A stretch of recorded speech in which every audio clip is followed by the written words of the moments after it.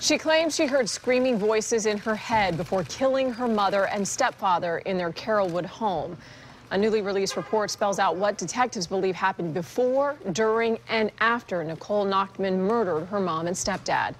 News Channel 8's Peter Bernard is live at the Orient Road Jail with the details, and some of them are disturbing. They are. Good evening, Jen. Nicole Nachtman is here, and she's facing 2 counts of murder with a firearm, first-degree murder. This report gives us some kind of a glimpse of what went on. The house where this all happened is very peaceful.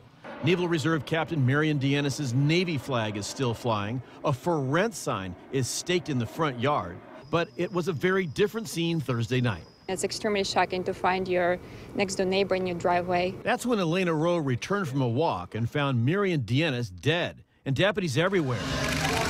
Nicole is now back in the Bay Area, and it's in the Hillsborough County Jail. We now know more about what happened that night. A witness tells Hillsborough detectives Nicole Nachtman heard screaming voices in her head and began thinking about killing her mother. She drove from Tallahassee to Carrollwood. First, she shot stepdad, Bob Dienes, but then the screaming voices began to fade. She waited overnight for her mother to return and began to have second thoughts about killing her. When her mother did come home, she tried to flee out her bedroom window. Myriam saw her and asked why she was not at Florida State University. That's when detectives believe she shot her mother, killing her with 3 bullets. Nicole claims she blacked out and ran away. I spoke to Nicole's father, Dr. Ronald Nachtman, who told me, "Just pray for my daughter, please." Detectives have their case wrapped up, but it will be a while before things return to normal. Super nice people, both Myriam and Bob. Always picked up our mail, just kind of watched after our house.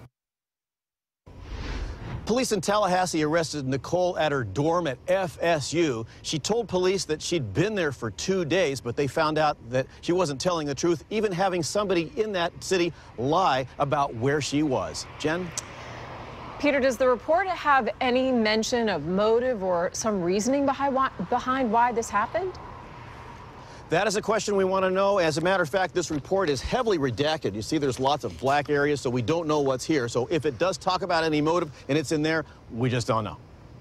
Peter Bernard, live in Hillsborough County for us tonight. Thank you.